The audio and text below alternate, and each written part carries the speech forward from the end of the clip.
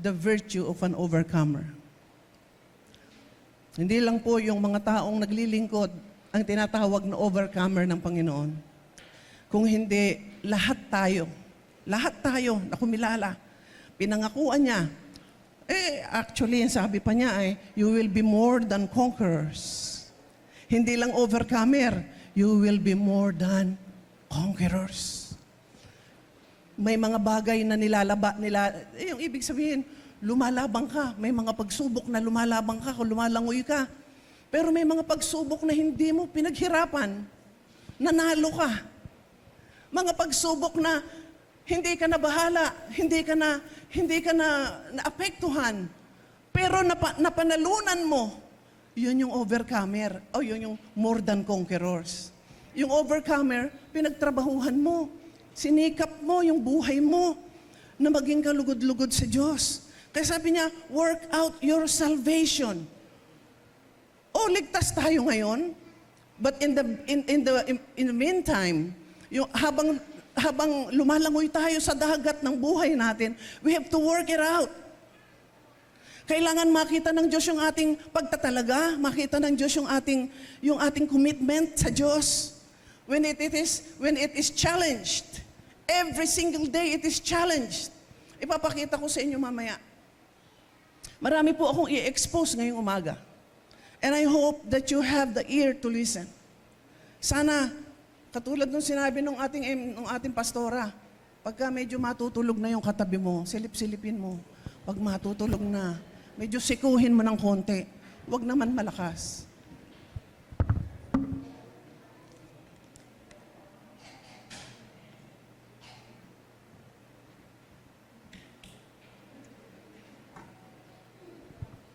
Sensya na kayo.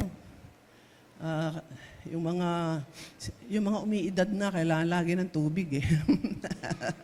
So, the virtue, it is a kind of strength. When you look at the dictionary, ang ibig sabihin ng virtue, there is an extraordinary strength not coming from you. Hindi manggagaling sa'yo yung libreng kalakasan na yan. Yun ay galing sa Diyos. Na sa panahon ng pangangailangan mo, na kailangan mo yung kalakasan na yun, dahil tayo'y nabubuhay sa biyaya, andun lagi ang biyaya ng Diyos na sasalo sa atin. Ang main text ko po is found in 1 John 5, verses 4 to 5. At Colossians chapter 3, verses 5 and 8 to 10.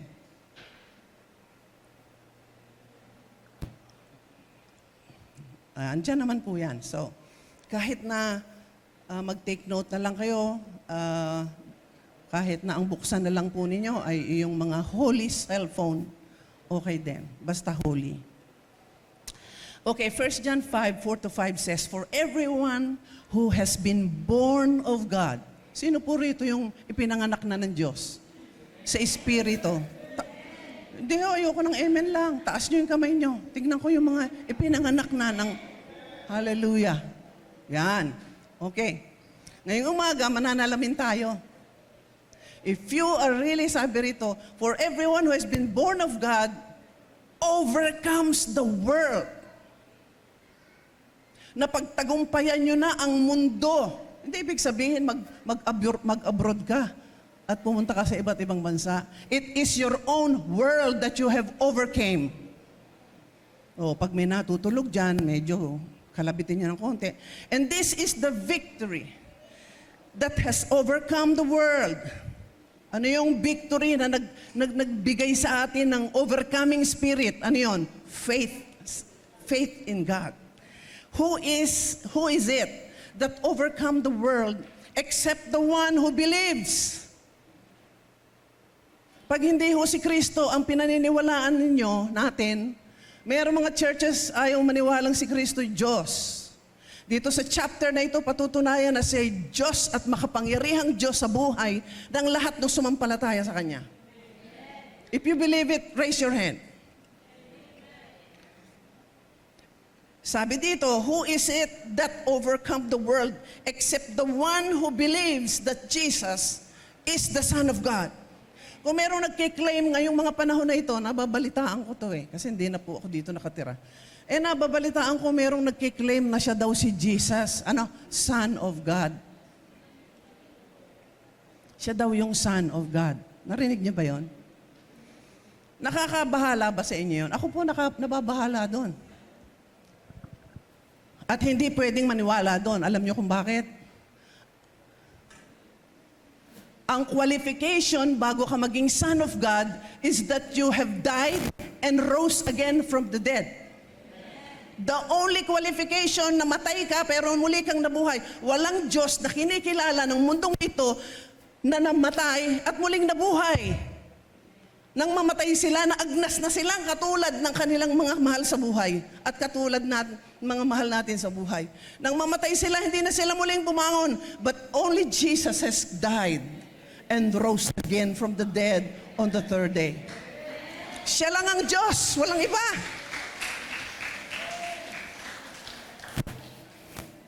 Colossians chapter 3, 5, 8 to 10. Put to death, therefore, whatever belongs to your earthly nature, sexual immorality, impurity, lust, evil desires, and greed, which is idolatry. Ba't kaya sinabing idolatry? Ang alam natin sa idolatry, yung sinasamba lang na merong hugis ng wangis ng tao dito eh. Yun ang alam natin sa idolatry. You know why? Yung lahat ng kasalanan na sinabi rito, sexual immorality, impurity, lahat ng hindi malinis, ayaw ng Diyos yan. Yung sexual immorality, yung alam natin ngayon, babae sa babae, lalaki sa lalaki, na tinanggihan nila at inalis nila yung natural way of getting married. Pinalitan nila, ginagawa nilang batas dito. Sa Amerika, ginawa ng batas. Who is a man to change the course of the command of God? No one. No one should do that. Even the greatest government of this world. Baka sabihin po ninyo, ay bakit naman pinag-uusapan natin dyan? Dito sa pulpito yan. Kailangan po eh. Because this is reality. And another reality in sexual immorality is the perverted sex. Anything that is not normal for those husbands and wives is not approved of God. And therefore, every time you do that, beyond or outside of the natural kind of sex, is not approved by God.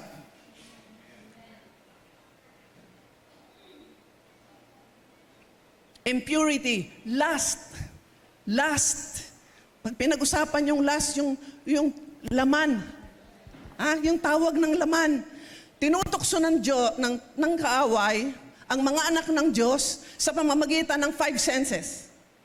Are you here? Pumapasok ang demonyo kung paanong tayo kumikilos within our 5 senses. Yun din ang ginagamit ng demonyo para tuksuhin tayo. Lust of the eye. Ano pa? Lust of the flesh. Ano pa? Pride of life. Yung senses. Senses sa emotion, sa mind, sa heart. Yan yung binibira at ginigiyagis ng demonyo sa atin para tayo'y maihiwalay sa ating tapat at malinis na relasyon sa Diyos. We are being bombarded every single day with these acts. Itong mga ginagawang ito ng mundo. And the desires, evil desires, and greed, which is idolatry. Ang pagsamba ay hindi lang natin i-apply doon sa mga sinasambang Diyos-Diyusan. Idolatry is something that is more important than God in your life. Do you get it? Ano man yun, bisyo. Binibilang natin bisyo, alak, sigarilyo, babae lang eh. Paano yung bisyo sa pagkain? Oh. Ito. Di ba mayroong bisyong kakakain pa lang? O kaya hamunin mo mag-fasting. Anong sasabihin? Hindi para sa akin yan eh. Madaing excuses kasi meron akong gamot eh. May maintenance ako eh. Mga pastor, ganun nung araw, nung mga bata kami, pag nagkita-kita, ang mga tanungan namin, ilan ang kaluluwang na-save tong taon na to sa church mo? Ikaw, ilan ang naging worker, naging pastor sa... Ngayon, pag nag-fellowship na mga pastor, anong maintenance mo? Ito maintenance, pareho tayo. Appear pa sila, appear. Hindi lang mga pastor, kahit kayo. Diba? Yung mga seniors na dyan. Verse 8, "But now you must get rid yourselves of all such things as this: anger, rage, malice." Okay, kung mapapansin nyo, inihiwalay ko yung slander. Iniwalay ko itong slander. "And filthy language from your lips." Verse 9, "Don't lie to each other, since you have been taken off your old self with its practices." Okay, 3 bagay ang gustong linisin ng Diyos sa buhay natin. Ang ating isip, which is always our battles. Di ba? Laging naglalaro dyan yung mga masamang akala, yung marami. Ayoko nang isa-isahin, di ba? Diyan nagbabate lahat yan. Gagawin ko kaya yon? Yung kaya dapat kong gawin ngayon. Linggo ngayon sa church ba ako o sa mall? Meron mga Kristiyano na laging nasa basic. Lagi. Hindi pa nagmamature. Hindi pa niya naiintindihan na yung Sunday ay sa Diyos yan. The whole day. Anong oras na lang kayo uupo dyan? 2 oras. Baka less pa. Anyway, matatapos ako mga 1:00 na. Ay... Minsan lang naman tayo magkita, hindi, biro lang. Huwag kayong matakot. So, ilang oras na lang kayo tumitigil dito? Takbo na kayo sa labahin nyo, pagluluto nyo, punta na sa mall, nagsha-shopping kahit walang pera, punta sa Luneta, namamasyal pa sa Luneta kahit walang pera, sabi ni Rico Puno. Why? Hindi natin naaabot. Maraming mga Kristiyano hindi pa naaabot.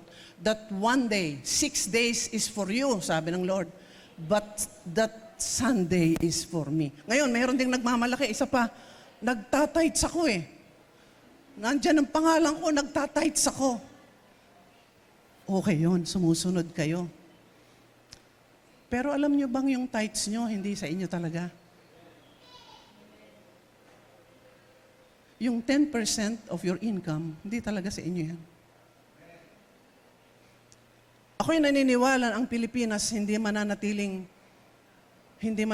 mahirap kapag sinundan ang sistemang ito, hindi lang sa church. That 10% that you receive in any form, sa Diyos yan, hindi sa inyo. Kadalasan kinakain natin, yung para sa Diyos. Kaya wala tayong tinatanim, wala tayong inaani.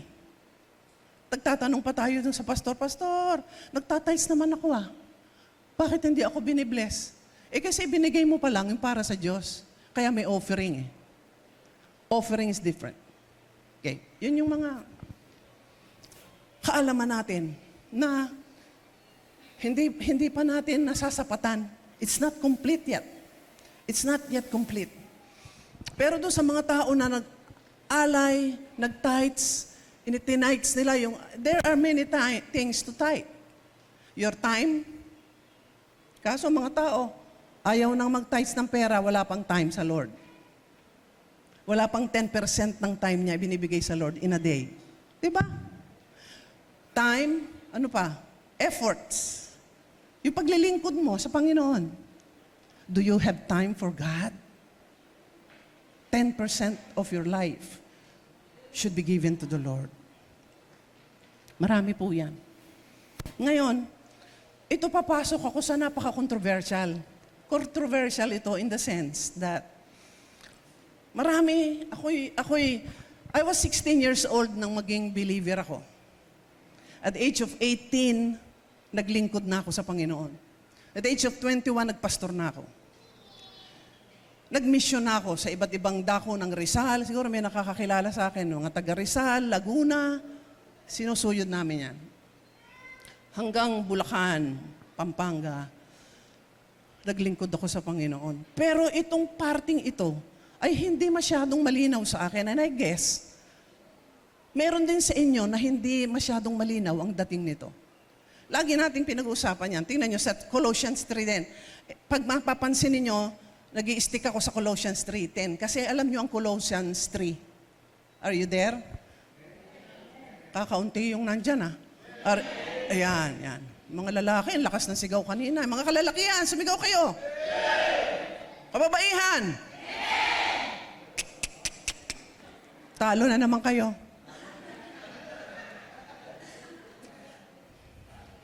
Amen. Biro lang po yun. Sabi sa Colossians 3:10, kasi ang Colossians chapter 3, hindi ko ito nababasa, but I made a title to it, that I call it the Magna Carta of Jesus to His Church. Bakit? Ang Colossians chapter 3, nandyan lahat. Lahat ng tagubilin para sa pamilya, tagubilin para sa mga nagwo-work, nagtatrabaho, sa mga master, sa mga husbands and wives, sa mga anak. Andyan ang tagubilin at lahat ng susunod, may gantimpala. Ito ay kasunduan na binitawan ng Diyos sa lahat ng susunod. Tingnan natin kung nasusunod po natin ito. So, Colossians chapter 3 verse 10, sabi rito, and have put on the new. Idinamit mo na yung iyong bagong pagkatao. And have put on the new spiritual ito, spiritual. Spiritual self, who is being continually renewed in true knowledge, in the image of Him who created the new self. Okay. Siguro mapapansin niyo yung word, ginuhitan ko, knowledge. At napaka-popular ito pag binabasa natin ang Genesis. Tignan natin. Sabi rito, ibinabalik, you are being renewed every single time na kayo nakikinig ng salita ng Diyos. Nagbabasa ng salita ng Diyos. Nanonood ng pagpangaral ng salita ng Diyos. You are being renewed every day, every time you listen and sit down and listen to the Lord. So it is being renewed to go back, to be brought back to the knowledge. Bakit nawala sa atin yung knowledge na yon? Nang magkasala si Eva at si Adan. Ngayon, titignan natin. Ito yung basic essentials of faith natin na pag-aaralan natin. And that very foundation of Christian living. Napakahalaga po nito. So, bigyan natin ng review sa Genesis chapter 2, verses 15 to 17. Sabi rito, the Lord God took the man and put him in the Garden of Eden to work it and take care of it. Tagapamahala sila ng lahat ng kinreate ng Lord. Okay? Kaya tayo, nanay, tatay, tagapamahala tayo lagi ng ating sambahayan. Mga nanay, tatay, kayo ang uugit ng uri ng pananampalataya na magkakaroon ng inyong mga anak. Pero kapag kayo'y mahina at nakita ng mga anak na tayo'y mahina sa ating pananampalataya, yun din ang mamamana nila. Dahil imputed sa ating nature, yung pagsuway. We're not perfect. Hindi tayo perfecto. Sino ba yung pangalang perfecto lang ang perfecto dito. Liban sa perfecto, walang perfect. Kaya sabi doon, we are being renewed. Binabago niya araw-araw yung the way we think, the way we feel, the way we talk, para ibalik tayo sa dating original na pagkalikha sa atin ng Panginoon, na nawala. Are you listening? I hope you can get this. Sabi niya rito, and the Lord God commanded the man, you are free to eat from any tree in the garden, but you must not eat from the tree of the knowledge of good and evil, for when you eat of it, you will surely die. Penalty is that you die. Dapat sana hindi tayo mamamatay physically. Kaya tayo namamatay, alam na natin yun, hindi ko na di-discuss. Kaya tayo may sakit, kaya tayo may karamdaman, kaya may problema. It's because we fail God. Binigo natin sila sa expectation siya ng expectation niya para sa atin. And even right now, madalas natin nabibigo ang Lord. Taas niyo yung kamay niyo pag nasasabi niyo, minsan nabibigo ko ang Panginoon.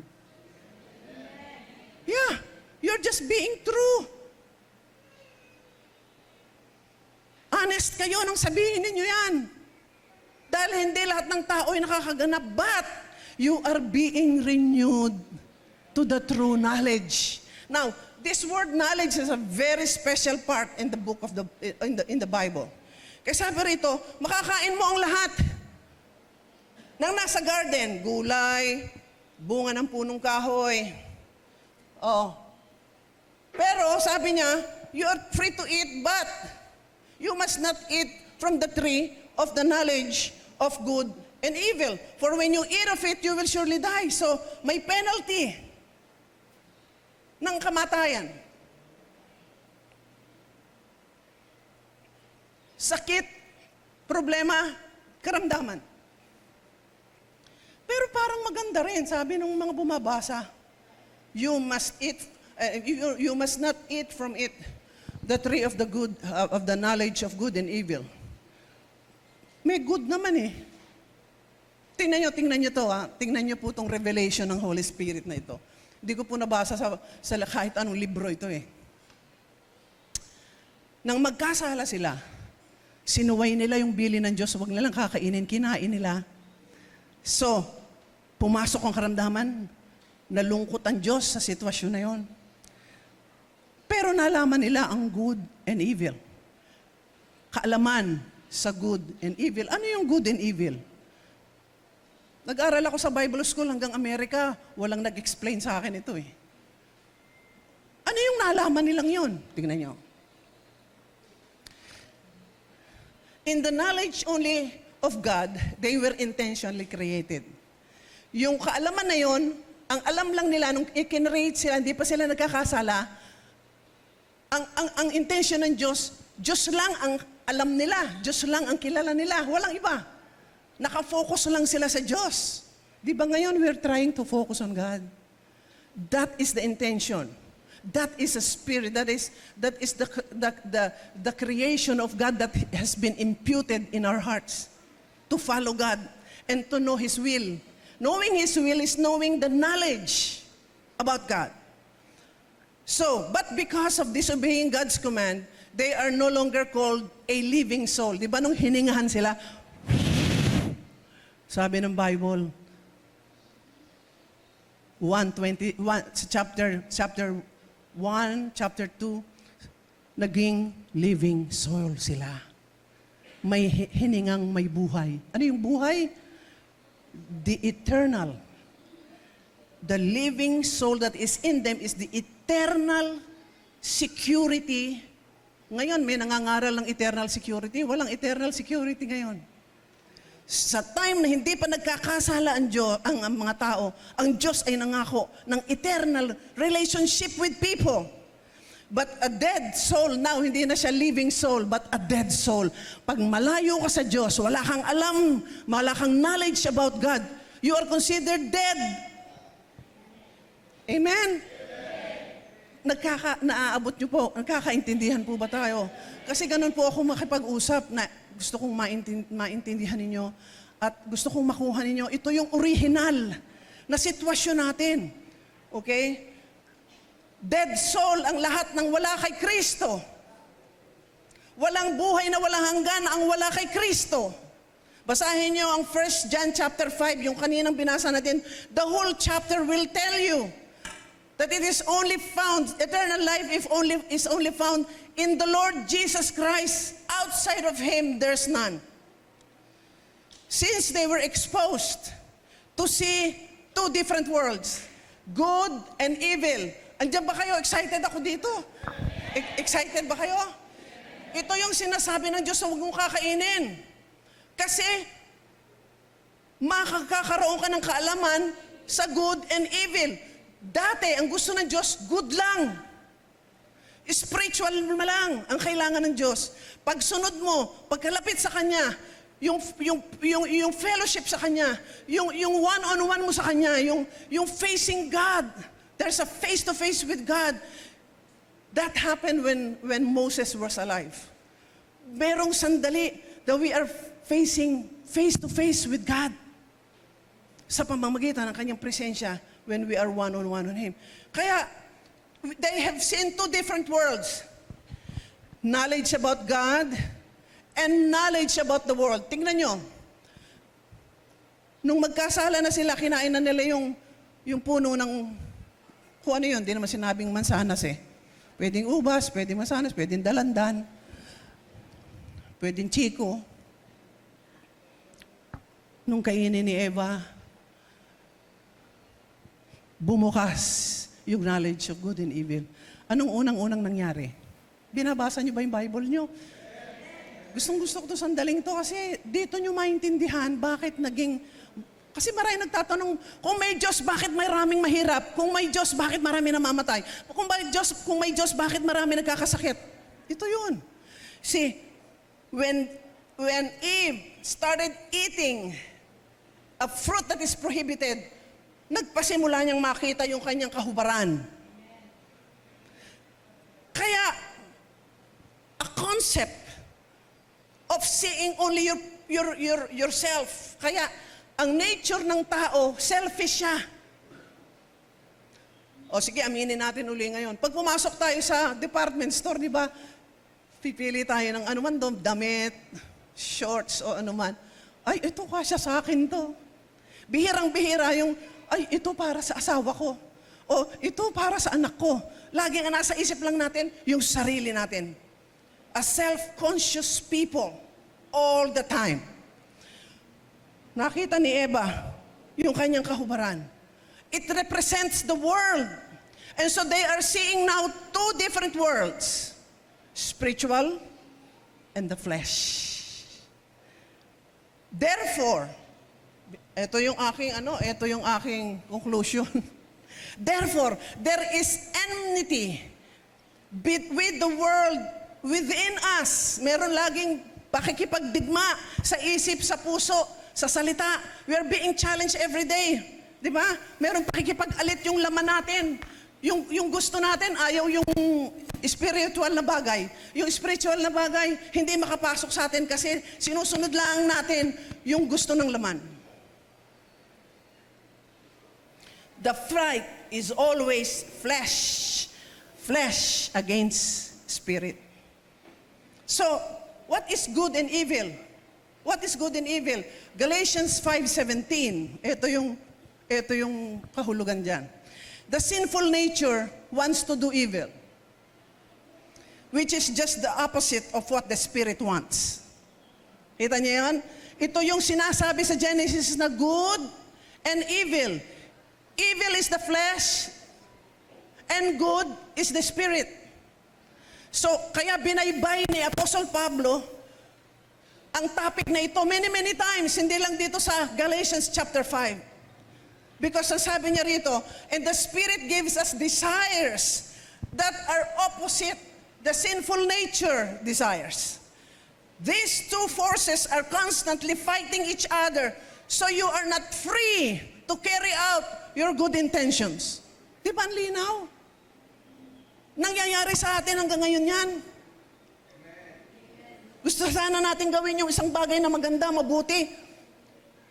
Yung kapitbahay mo, napakadamot, lagi kang inaaway, sinusugatan pa yung kotse mo, nilalagyan ka ng mga dumi sa bakuran mo, gustong-gusto mo nang pisain. Kaya pupunta ka doon sa gate niya, sasabihin niya, praise the Lord. Diba? Yun yung pinaghaharian ng Espiritu. Sa halip na magmura, sa halip na magplano ng pananakit, praise the Lord pa rin. Kaya sabi ni Pablo, in everything give thanks. Di ba totoo yun? We are in enmity with the world every single day. Yan. Yun yung dalawa, good and evil.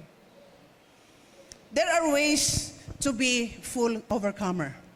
Do sa Colossians chapter 3. Colossians chapter 3. Oh, mali ako dyan, hindi yan Colossians 5. It is Colossians chapter 3. Nagkamali ng pag-type. Alam nyo, itong sermong ito, pinaglamayan ko hanggang alas 2 ng madaling araw. Kaya natutuwa naman ako, gising kayo. Amen?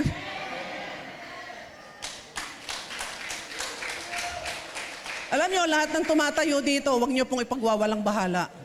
Kung may kakwentuhan kayo, mamaya na kayo magkwentuhan. Dahil ang lahat ng tumatayo dito, they spend long time with God to tell you the heart of God. Ako po laging yun ang tanong ko sinasabi ko sa Lord, Lord, let me feel your heart for these people. Kasi pwede kong isermon ng lahat ng gusto kong isermon eh. Yung mga yung mga delata, bubuksan na lang, may copy na ako. Hindi eh. Ganun sana gagawin ko, but God changed it. Maybe this is what you need. Kaya sabi rito, there are ways to be a full overcomer. Hindi pa tayo buo. Hindi pa tayo complete. To the full knowledge of what is spiritual things in our life. Number 1, ang suggestion ni Paul, sa Colossians 3 verse 5, put to death. Mamatay ka muna. Sabi ng iba, mamamatay ako? Patayin mo ang lahat. Therefore, whatever belongs to your earthly nature, lahat ng panglupang na normal na nararamdaman mo, nakikita mo, humiwalay kayo dyan. Huwag kayong madala dyan. Huwag kayong mahila sa ginagawa ng sanlibutan.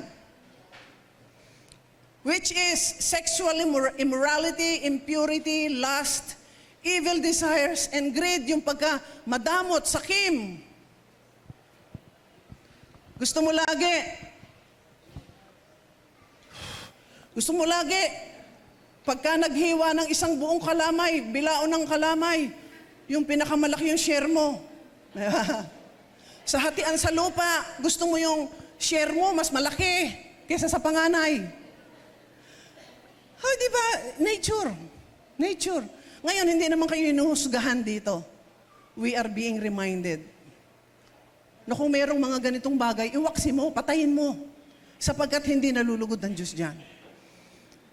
Which is idolatry. Binasa ko na kanina to.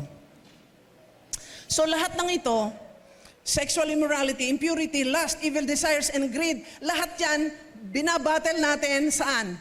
Sa mind natin. Every single day. Lalo na yung mga kalalakihan. Sorry for saying this. Meron silang battle doon sa area na yon. Mga kalalakihan, magsabi nga kayong amen. Oh, di ba? Mga kababaihan, kayo din, di ba? Oh. Aminado tayong lahat dito. Kaya pala para sa atin lahat to. Sabi rito, all those things concerns about the mind. Mind is the battle seat or ground of testings, trials, pressures, whatever this. Yung mga negative things, andyan ang battle. Oh, nakita, sumakit lang yung dibdib mo rito, parang may nakapakang maliit na bukol. Nako, cancer na to. Di ba? Yung mga ganon. Yung mind natin, lagi nagtatrabaho na, puro negative. Si Kumare, namatay ng sakit sa puso. Yung lahat ng naramdaman niya, parang nararamdaman ko rin. Baka meron na rin akong sakit sa puso. Yung mga gano'n, ina-apply agad natin. Bakit? Kasi iniisip na natin, ayaw nang matigil. Meron akong kaibigan, pag nagalit yun, minsan sensible naman, minsan hindi. Pero pag nag-umpisang nagalit, uumpisahan kay Eva at kay Adan hanggang sa Revelation. Yung galit niya, ibig sabihin talaga mahaba. Hindi matapos-tapos. Parang yun narinig kong nagkwento kanina. Dito ba yung nagkwento kanina? Yun daw kanyang misis 8 oras na silang naglalakbay sa papuntang Isabela, kung saan yun nagkukwento pa rin. Kaysa 8 oras na nagsasalita, nagkukwento. Di ba? Yung ganun. But, so it is the seat of your, the mind is the battle seat or ground of testings, trials. And it is in operation every single day. Kaya sabi ng Bible, get rid of it. Isa ito, yung mind mo. Lahat ng pumapasok na negative, lahat ng mga sinasabi ng mga taong negative, huwag mong tanggapin. And I will also tell you this. Merong inalis na bukol sa aking breast. That was in 8 years ago, 9 years ago. Sabi ng doktor, cancer. Sabi ko, hindi. Because why? I don't want to listen and believe the report of people. I only believe the report of God. Kasi sinabi ng Diyos sa akin, naliligo, nagsa-shower ako eh. Siyempre, nayanig. Sinong hindi mayayanig doon sa Big C? Ay, lumalakad ako hating gabi, nagpe-pray ako, hindi ko tatanggapin to, ayoko nito, hindi sa akin to. Yung maliit na bukol na yun, papatay sa akin? No way! Hindi ko tatanggapin to, demonyo. Gusto kong malaman mo, demonyo ka. Kausapin nyo, demonyo, nakikinig. Demonyo ka talaga. Wala nang itinaguring pangalan sa'yo kundi demonyo dahil demonyo ka talaga. Nandi-demonyo eh. Oo, yung maliit na bagay, pinapalaki. Mga nanay, yung konting bagay na ginawa ni tatay, pinapalaki nyo, kinukwento pa nyo sa anak nyo. Huwag nyo kayong humanap ng kakampi. Kawawa naman mga tatay. Father's Day na, next 2 weeks. Oh. Para nasabi lang ni tatay na, hoy, ang sarap ng sinigang mo, honey. Hindi sinigang yung nilaga. Ganun ba? Kasi maasim na. Nako, hahanap na ng anak yun. Halika, anak, sabi ng tatay mo ganito, pinipintasan ng nanay mo. Kaya ang nanay, kakampi lahat yung mga anak. Kasi siya nasa bahay, di ba? Territorial yan eh. Ang tatay, pag uwi sa gabi, wala na nag-aabot ng tsinela sa akin. Wala na nagtitimpla ng kape ko. Ano nangyari? Nung pala, nagkaroon na sila ng people power. Bakit? Ini-entertain mo kasi lahat yung sinasabi na, this is the battleground of Satan himself and you. Kaya pwede nyo kausapin yung demonyo. Alam nyo minsan, sa Amerika, merong kikilos-kilos dun sa aming hallway. Wala man tao. Isang araw, may tumatakbong mga bata. Dinig na dinig ko dahil andito lang yung kwarto ko. Lumabas doon sa isang kwarto, pababa sa hagdan. May 2nd floor. Naku, baka mahulog. Sabi ko, akala ko anak ni Leia, yung nakatira sa amin. Hinabol ko, yung pagdaan pa lang, hinabol ko na. Baka wala. Walang bata. Teka. So, bumili ako nung yung ibon, meron ba rito nun? Yung ibon na may sensor. Mag-iingay siya pag meron siyang naramdaman, anything na maramdaman niya. Pagkilos doon or anino, whatever. Sabi nung ibon, nilagay ko sa may pinto ko, sige, tignan ko. Aba kikik nga ng kikik. Wala man tao.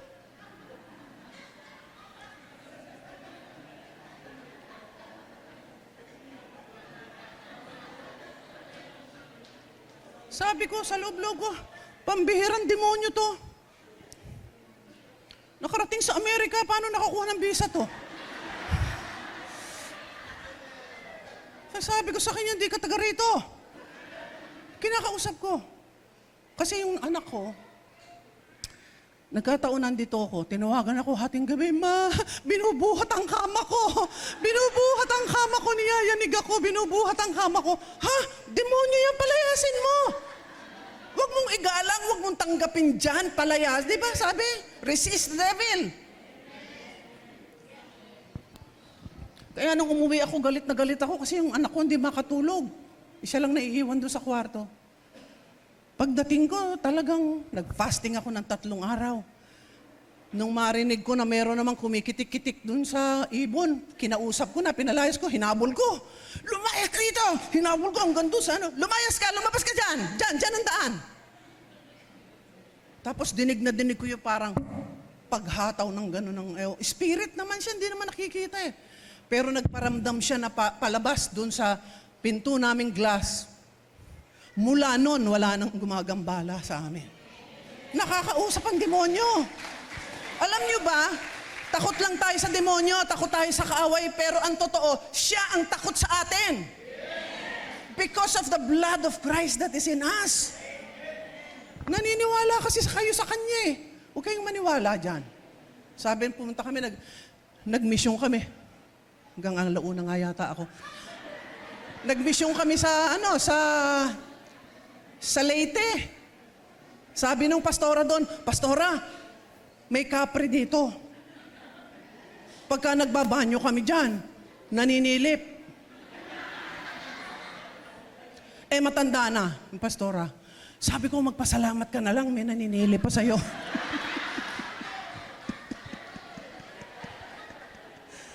Yun naman ay biruan lang namin. Mag-rejoice kami, naninilip pa sa'yo. 75 ka na. Sinong normal na lalaki maninilip sa'yo? O, yung mga 75 dyan, wag naman kayo nung ako'y umupo na, hating gabi ako, manunubig ako. Pag upo ko, nakita ko, nakaganon nga yung mata, oh. Hoy, lumayas ka, hindi ka taga rito. Ito'y simbahan ng Panginoong Jesus. Lumayas ka! Naku, oh. Makita mo, sumusunod siya sa ating saway. Ang problema, takot tayo. Ayaw natin siyang kausapin at ayaw natin siyang palayasin.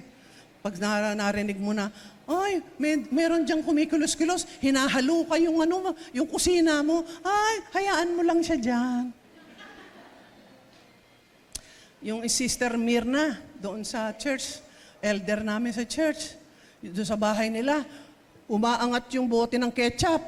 Parang nagke-ketchup pa yung demonyo eh. Umaangat, nawawala yung takip, humahagis. Oh, sabi ko, anong ginawa mo? Ay, nayaan ko na lang doon, nayaan mo siya. Hindi, palayasin mo, hindi siya taga ron eh. Oh, ngayon, wala na. Minsan kailangan nating malaman, knowledge, ang mga spiritual things. Hindi natin kaya yung mga bigger encounters, pero kaya lahat ng Diyos yan. It concerns the mind. Pero kailangan pag nag-uumpisa sa mind ninyo, sinasaway nyo na agad, huwag nyong i-welcome. Huwag nyong entertainin ang mga negative things, negative thoughts, ang panghawakan at paniwalaan ninyo, yung lahat ng mga pangako ng Diyos para sa iyo at para sa akin. Kasi, kailangan baguhin natin ang takbo ng isip natin eh. Romans chapter 12, verses 1 to 2. Di ba? Ang linaw na alam nyo na ito eh. Kailangan ko pa bang basahin? Sabi rito, I urge you, pinapakiusapan ko kayo, sabi ganon, I appeal to you, sa ibang translation, of God's mercy, to offer yourselves as a living sacrifice. Ito, pag linggon dumadating kayo dito, you are offering not just your money. Money is just a second thing. You are offering yourselves in worship to the Lord. Hindi niya kailangan ng pera niyo. Kung ayaw niyo bigay, di wag. Oo. But don't expect blessings. Kasi asa pagbibigay, ang biyaya at ang pagpapala ng Diyos. Kung ayaw magbibigay, okay lang sa Diyos yun, di ka pipilitin. Pero that is just the second thing that you could do. Your strength, your time are just second things. Minor things.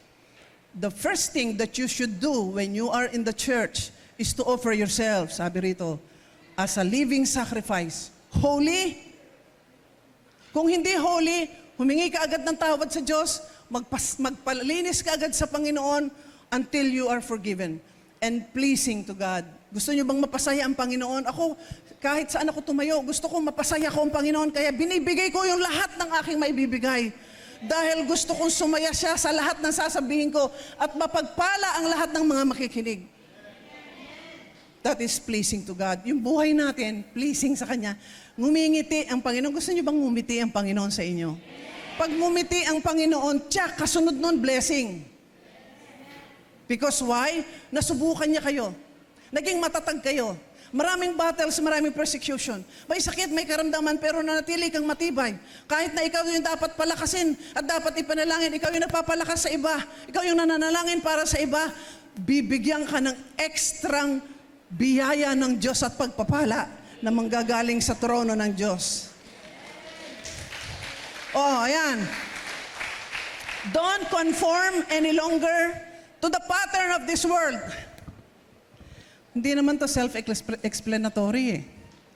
Huwag nating i-pattern, ihalintulad, huwag nating gayahin yung takbo ng isip ng mga hindi, yung world dito, hindi mananampalataya.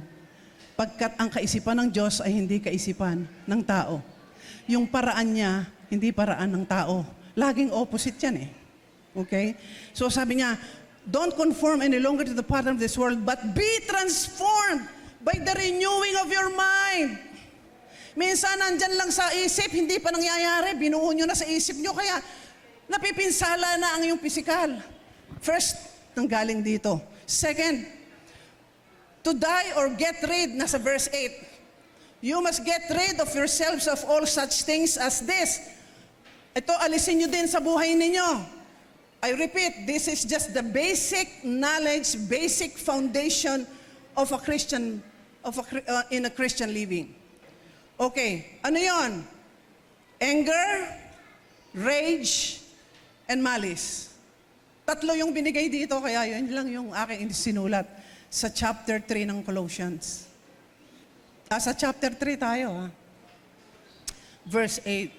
So, isa, yung una, mind. Pangalawa, it concerns the heart, yung galit. Yung emotion. Kasi it is the seat of your emotion, is your heart. Dito mo nararanan lalo ang mga kababaihan, tayong mga kababaihan, sobrang madamdamin lalo na kung napakinggan natin yung mga soap opera. Nagluluto ka na, ang nasa isip mo pa si Coco Martin. Nagluluto, naglalaba ka na, nasa isip mo pa kung sino ba yung partner niya doon.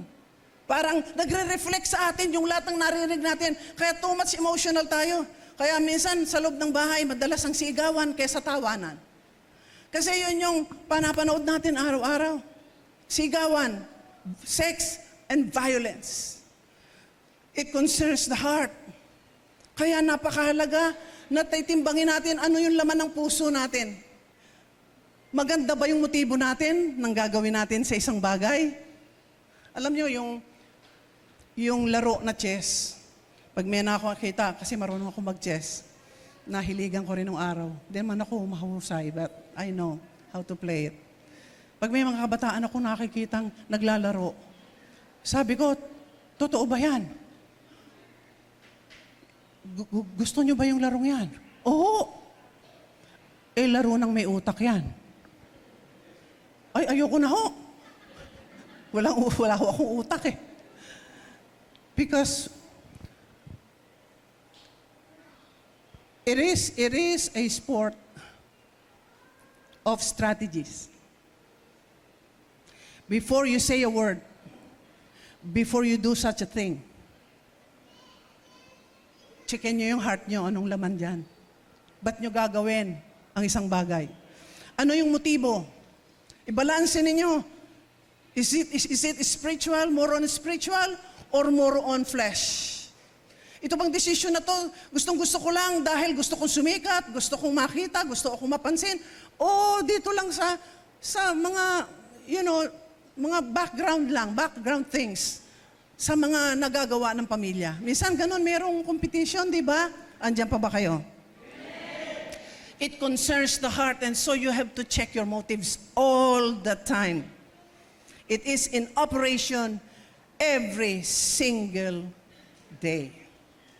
Yan ang umaatake sa atin araw-araw. Number 3, malapit na akong matapos. Oy, marami natuwa doon. Sa chapter 3, verse 8b, yung second part ng verse 8, chapter 3 ng Colossians. Lips slander, filthy language, and lies. Okay? Yung mga marurumi, mga green jokes, mga green na mga statements, yung nag-i-slander, ano ba yung slandering? Hindi lang yung nagmamarites, kung hindi, nagka-curse, yung mga nagmumura. O kaya nung high school ako, meron akong para kong kaibigan, best friend kami. Share kami sa snack, share kami sa ano. Pero napansin ko, pag nagalit, may puto kutsinta. Pag natuwa, may puto kutsinta.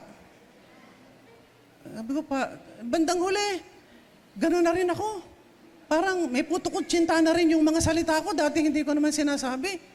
Di ba sabi na nga ng matatanda, tell me who your friends are, and I will tell you who you are. Kung sino yung constantly kasama mo parati, yun ang makakahawa sa iyo. Kaya sabi ko, Perlita nga ba pangalan? No? Sabi ko doon sa klase ko, best friend ko, sorry hihiwalay ako ng landa sa'yo, grupo ako sa iba kasi nagmumura na rin ako ayoko noon. Be selective of your friends. Gumurupo kayo, makipagkaibigan kayo doon sa magpapalakas sa inyo sa Diyos. Magpapalakas sa pananampalataya ninyo. Mag-i-encourage sa inyo pagka you're down. Huwag kayong lalapit doon sa taong, alam mo, kumare, yung asawa ko, di ba yun lang ang chinichismis nyo lagi, yung asawa nyo. Alam mo yung asawa ko, gabing-gabi na naman umuwi. Saka hindi na nag-iintriga sa akin, sa anak ko na binibigay. Sabi ng kumare, madali yan, Mare. Bumili ka ng lason sa daga. Alam niyo yung mundo, pag lumapit kayo sa mga kaibigang taga-mundo, titiyakin ko mali ang ipapayo sa inyo. Pero ibahin niyo yung grupo niyo. Gumrupo kayo kina Pastora Yami, bata pa naman yan.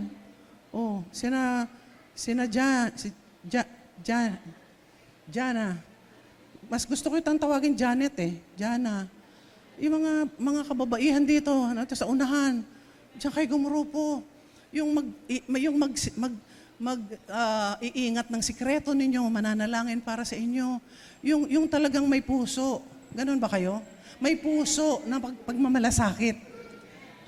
Hindi yung, meron kasing churches na ganito, ayoko namang manira, pero sa dami ng churches na pinuntahan ko, ang laging daing, naku, pastora, dito, chichismis ka. Sabing ganon. Bakit? Ano yun? Kasi dinadaan sa prayer request. Sige na, sabihin mo yung prayer request mo. Sige. Kinabukasan lang alam ko na, alam na nung kapitbahay ko. Alam na nung ka-church ko. Kailangan meron tayong dalisay na puso. Yung puso natin, kailangan lagi nating binabantayan, mga kababaihan, mga kalalakihan, mga kabataan. Lagi nating babantayan ang puso natin dahil dyan din gagawa ang kaaway para ilayo tayo sa tamang landas ng inyong buhay. Sabi sa verse 9, you have taken off your old self. Inalis mo na yung dati mong pagkatao. Sino dito magtataas ng kamay, sasabihin niya, yung dati kong pagkatao, wala na. Ayoko ng amen, taas ang kamay. Hindi ba victory yan? You're an overcomer. Sabi niya, you have taken off your old self with its practices and have put on the new self, which is being renewed in knowledge in the image of its Creator. Napakaganda. Ayoko muna mag-conclude.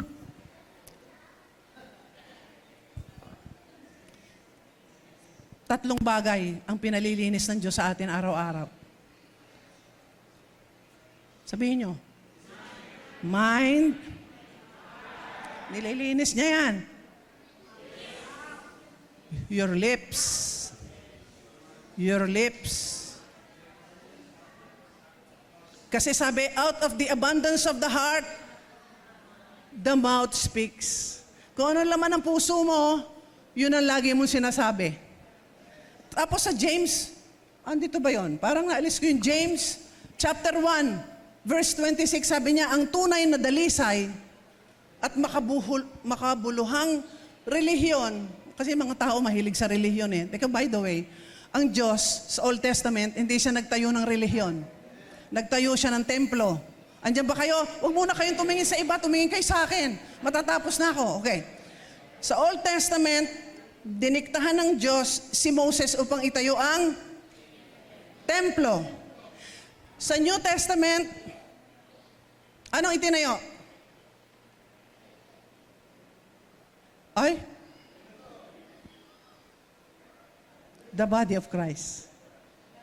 Katawan ni Kristo po ang itinayo. Hindi nagtayo mula lumang tipan hanggang bagong tipan ng relihiyon. Because religion cannot save you.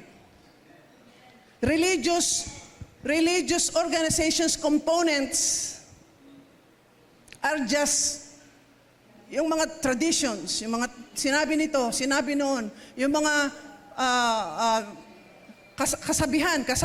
kasabihan ng matatanda. Superstitious belief. Kadalasan, yung unang dala-dala ng relihiyon. Are you there? Pero sa pagdating sa bagong tipan, hindi siya nagtayo ng templo, kung hindi ang itinayo niya is the body of Christ. Because the body of Christ is alive. You are alive. You belong to the body of Christ. You might be the hand, you might be the feet, you might be the eyes, you might be the ears, you might be the hands that will provide the needs of the church. Or you go and look for the unbelievers. Ngayon, kung wala kang panahon humayo, wala kang panahon mangaral, padala mo yung pera mo para may mangaral. In other words, different functions. Iba-iba ang tungkulin natin na pwedeng maitalaga sa Panginoon. Walang pwedeng magmalaki, sabi sa Bible. Hindi pwedeng sabihin nung mata sa bibig o yung kamay sa bibig. O sige, ayokong bahala ka dyan. Sabi nung kamay, masyado ka madaldal. Hindi na kita kapakakainin kasi yung kamay yung... Di ba? O.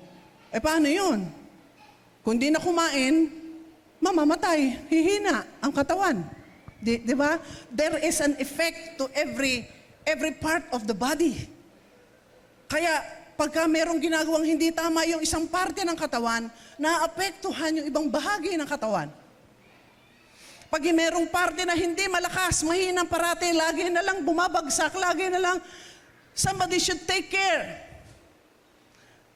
Anyway, ang ginawa ng Panginoon, sabi niya, ang body of Christ will take care of each other. You take care of each other. But do not lie to one another. Huwag magsisinungaling sa isa't maging tapat, maging pure ang heart. So in my conclusion, Galatians 5:24 says, those who belong to Christ Jesus have crucified the flesh with its passion and desires. Kung naniniwala kayo na si Kristo ay namatay sa krus, kasama kayo, ako, tayong lahat, as the body of Christ, na ipinako na lahat, pinatay na lahat, iwinaksi ng lahat, ang gawa ng laman with its passions and its desires. Revelation chapter 12, verse 11, and they overcame him, the devil. Tingnan nyo, na pagtatagumpayan ng demonyo, na palalayas ng demonyo. And they overcame him, the devil, by the blood of the Lamb and because of their testimony. And they loved not their life unto death. Iyan yung katangian na hinahanap ng Diyos. Those that will not love their life so much so that they are willing to disobey God, tulad ng nangyari kay Eva at kay Adan. But you are willing to surrender your life and give your life to Him no matter what happens. No matter what happens. Hallelujah. Purihin ang Panginoon. Hallelujah. Glory to God. Kaya hayag lahat. Hayag ang gawa ng laman. Kapag hindi magbibigay ng kapurihan sa Diyos, gawa ng laman yan. Pero ang nakita ng revelation sa pamamagitan ni John, nang nakita niya ang future ng body of Christ, sabi niya, and they overcame the devil by the blood of the Lamb and by their testimonies. Kaya alam nyo, yung mga anak natin, mga kabataan sa church, mga kapitbahay, mga kumare, mga kamarites ninyo, wala ako kasing kamarites ay lahat yan nagbabantay sa atin. Lahat yan minamasdan ng kilos natin. Hindi natin alam, merong tumitingin sa inyo, how do you handle challenges in life? Paano nyo hahawakan, pagtatagumpayan, yung dumadaan na pagsubok sa inyo? Pinapanood kayo ng anak nyo. Pinapanood kayo ng asawa nyo. Kung ang inyo pa rin panuntunan ay pareho ng pattern sa mundo at ginagawa ng hindi kumikilala kay Kristo, hindi natin lubos na mapagtatagumpayan ang hamon ng Panginoon sa ating buhay. Ngayong umaga, gusto kong hamunin kayo na muli nating ilagak ang ating buhay sa Panginoon. Alam niyo yung communion. Let me finish this and then we'll go to a song and an invitation for altar call.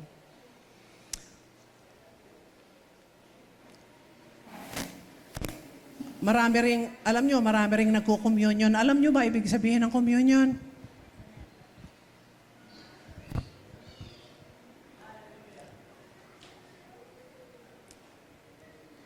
Sabi doon, do this in remembrance of me. Gawin niyo nito sa pag-alaala sa akin. So paano niyo aalalahanin ng Diyos? Aalalahanin niyo siya nakapako sa krus? Is that all? Aalalahanin niyo siya sa mga bagay na nakikita ninyo? Is that all? Hindi.